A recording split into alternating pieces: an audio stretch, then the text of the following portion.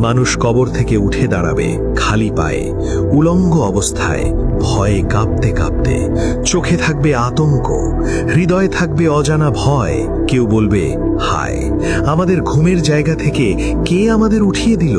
আর মুমিনরা বলবে, এটাই তো ছিল রহমানের প্রতিশ্রুতি। রাসূলরা সত্যই বলেছিলেন, পৃথিবীর প্রতিটি কোণ থেকে মানুষ বের হয়ে আসবে। কারো মাথা নুইয়ে থাকবে, কারো চোখ আকাশের দিকে তাকানো থাকবে। শিশুরা পর্যন্ত ভয়ে বৃদ্ধের মতো হয়ে যাবে। সূর্য তখন মানুষের মাথার খুব কাছে নামিয়ে আনা হবে।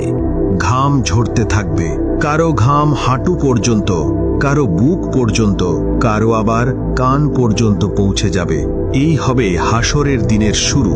এখানে আর কোনো লুকানোর জায়গা থাকবে না, কোনো পরিচয় কাজ করবে না, কোনো ক্ষমতা কাজে আসবে না। এখানে থাকবে শুধু একজন বান্দা আর তার রব। আর সামনে অপেক্ষা করবে সবচেয়ে দীর্ঘ সময়, হিসাবের অপেক্ষা। তারপর সব মানুষকে একত্রিত করা হবে এক বিশাল ময়দানে। এই ময়দান হবে হাসরের ময়দান। এখানে কোনো পাহাড় থাকবে না, কোনো গাছ থাকবে না, কোনো ছায়া থাকবে না, শুধু সমতল ভূমি আর অসংখ্য মানুষ। আদম আলাইহিসসালাম থেকে শেষ জন্ম নেওয়া মানুষ পর্যন্ত সবাই এখানে উপস্থিত থাকবে। কারো মাথায় মুকুট থাকবে না, কারো হাতে ক্ষমতা থাকবে না। রাজা আর ভিখারি এক সারিতে দাঁড়িয়ে থাকবে। সূর্য তখন মানুষের মাথার এত কাছে নামিয়ে আনা হবে যে তার তাপ সহ্য করা অসম্ভব হয়ে যাবে। ঘাম ঝরতে থাকবে, কারো ঘাম গোড়ালি পর্যন্ত পৌঁছাবে, কারো হাঁটু পর্যন্ত, কারো বুক পর্যন্ত, আর কারো কারো ঘাম মুখ ও কান ঢেকে ফেলবে। মানুষ কথা বলতে পারবে না, শ্বাস নিতে কষ্ট হবে। চারদিকে শুধু কান্না আর আর্তনাদ। এই অবস্থায় মানুষকে দাঁড়িয়ে থাকতে হবে একদিন নয়, 1 বছর নয়, 50,000 বছর। এই সময়ের মধ্যে কোনো হিসাব শুরু হবে না। কেউ কারো দিকে তাকাবে না, কেউ সাহায্য করতে পারবে না। মানুষ তখন বলবে, হে আমাদের রব, আমাদের হিসাব শুরু করে দিন। যদিও জাহান্নাম হয়, তবুও এই অপেক্ষা থেকে রক্ষা করুন। কান্না করতে করতে মানুষের চোখে আর অশ্রু থাকবে না। তখন তারা কাঁদবে রক্তের অশ্রু। ভিড় এত বেশি হবে যে মাটিতে একটি সূচ ফেলার জায়গাও থাকবে না। এই সময় ফেরেশতারা সারিবদ্ধভাবে দাঁড়িয়ে যাবে। আকাশ ভেঙে পড়বে স্তরে স্তরে। সপ্তম আসমান থেকে আল্লাহর হুকুম নেমে আসবে। তারপর জাহান্নামকে হাসরের ময়দানে নিয়ে আসা হবে। 70,000 শিকল দিয়ে জাহান্নামকে টেনে আনা হবে। প্রতিটি শিকল ধরবে 70,000 ফেরেশতা। জাহান্নাম এমন ভয়ঙ্কর ভাবে গর্জন করবে যে ফেরেশতারাও শিউরে উঠবে। মানুষ ভয়ে অজ্ঞান হয়ে যাবে। কেউ পালাতে চাইবে, কিন্তু কোথায় যাবে? ঠিক তখনই মানুষ বুঝতে পারবে এই জায়গা থেকে আর কোনো পালানোর পথ নেই। আর তখনই মানুষ অপেক্ষা করতে থাকবে একজনের জন্য, একজন মাত্র মানুষের জন্য, যিনি এই ভয়াবহ অপেক্ষার অবসান ঘটাতে পারবেন। হাসরের ময়দানে 50,000 বছরের অপেক্ষার পর মানুষ আর সহ্য করতে পারবে না। ভয়, তাপ, তৃষ্ণা আর অপমান সব একসাথে হৃদয়ে ভেঙে দেবে। মানুষ একে একে নবীদের কাছে যেতে শুরু করবে। তারা বলবে, আপনি আমাদের জন্য আল্লাহর কাছে সুপারিশ করুন, এই ভয়াবহ অপেক্ষার অবসান ঘটান। কিন্তু এক নবী থেকে আরেক নবীর কাছে গিয়ে মানুষ হতাশ হয়ে ফিরে আসবে। অবশেষে সবাই এক জায়গায় একত্রিত হবে। সবার চোখ তখন একজনের দিকে তাকিয়ে থাকবে। তিনি হলেন আল্লাহর সর্বশেষ রাসূল সাল্লাল্লাহু আলাইহি ওয়াসাল্লাম। নবী সাল্লাল্লাহু আলাইহি ওয়াসাল্লাম এই ভয়াবহ দৃশ্য দেখে আর সহ্য করতে পারবেন না। তিনি সিজদায় পড়ে যাবেন, এমন সিজদা যার মতো সিজদা তিনি আগে কখনো করেননি। আল্লাহ তাআলা তখন বলবেন, হে মুহাম্মদ, আপনার মাথা তুলুন। আপনি যা চাইবেন দেওয়া হবে। আপনি যে সুপারিশ করবেন তা কবুল করা হবে। এরপরই হিসাব শুরু হবে। হঠাৎ করে আকাশ ভরে যাবে উড়ন্ত আমলনামায়। প্রতিটি মানুষের জন্য একটি করে আমলের বই। কোনো ভুল থাকবে না, কোনো কিছু বাদ যাবে না। সব লেখা থাকবে, গোপন পাপও, লোকচক্ষুর আড়ালের কাজও। মানুষ তাদের আমলনামা গ্রহণ করবে।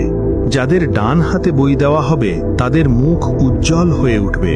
তারা আনন্দে চিৎকার করবে, নাও, আমার বই পড়ে দেখো, আমি জানতাম আজ আমার হিসাব হবে, কিন্তু যাদের বাম হাতে অথবা পেছন দিক থেকে বই দেওয়া হবে তাদের চেহারা কালো হয়ে যাবে। তারা বলবে, হায়, আমাকে যদি এই বইটাই না দেওয়া হতো, আমি যদি জানতাম না আমার হিসাব কি। তারপর শুরু হবে সূক্ষ্ম প্রশ্ন, নামাজ, সময়, চোখের দৃষ্টি, কানের শোনা, জিহ্বার কথা, সব কিছুর হিসাব। অন্যের হক নেওয়া হলে সেদিন টাকা দিয়ে নয়, নেকি দিয়ে পরিশোধ করতে হবে।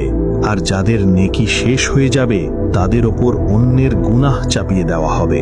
অনেকেই তখন বুঝবে দুনিয়ায় ছোট মনে হওয়া পাপগুলো আজ পাহাড় হয়ে দাঁড়িয়ে আছে। তবে যারা আন্তরিকভাবে তওবা করেছিল, যারা আল্লাহর ওপর ভরসা রেখেছিল, যারা বিনয়ী ছিল, তাদের জন্য হিসাব হবে সহজ।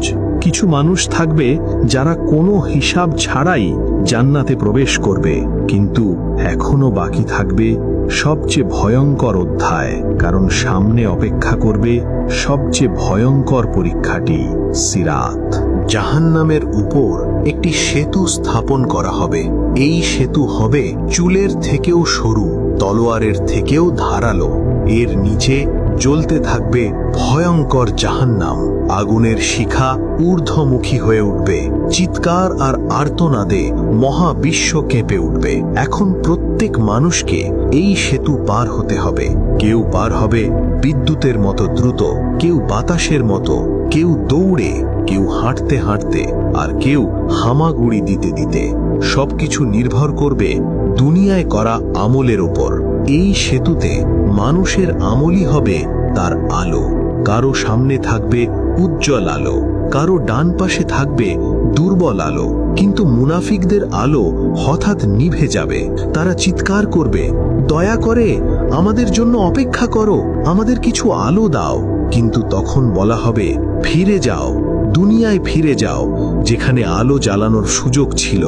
সিরাতের উপর থাকবে কাঁটা। অনেক মানুষ পা পিছলে পড়ে যাবে। জাহান্নাম তাদের গ্রাস করবে। তাদের আর্তনাদ শুনে অন্যদের হৃদয় ভেঙে যাবে, কিন্তু কেউ কারো জন্য কিছু করতে পারবে না। আর যারা পার হয়ে যাবে তারা বুঝতে পারবে এটাই ছিল সবচেয়ে বড় মুক্তি। এরপর জান্নাতকে সামনে আনা হবে। এমন জান্নাত যা কোনো চোখ দেখেনি, কোনো কান শোনেনি, কোনো হৃদয় কল্পনাও করেনি। আর জাহান্নাম যারা দুনিয়ায় আল্লাহকে অস্বীকার করেছিল, যারা অহংকার করেছিল, যারা জুলুম করেছিল, তাদের স্থায়ী আবাস হবে। তারপর ঘোষণা করা হবে, হে জান্নাতবাসীরা, তোমরা এখানে চিরকাল থাকবে, কখনো মৃত্যু নেই। হে জাহান্নামবাসীরা, তোমরাও এখানে চিরকাল থাকবে, কখনো মুক্তি নেই। ঠিক তখনই মানুষ বুঝতে পারবে আসল জীবন এই দুনিয়া ছিল না। এই দুনিয়া ছিল শুধু একটি পরীক্ষা, আর এখন পরীক্ষার ফল প্রকাশ হয়ে গেছে। এই ভিডিওটা যদি আপনার মনে ভয় আর উপলব্ধি দুটোই জাগিয়ে তোলে, তাহলে এখানেই শেষ করবেন না। লাইক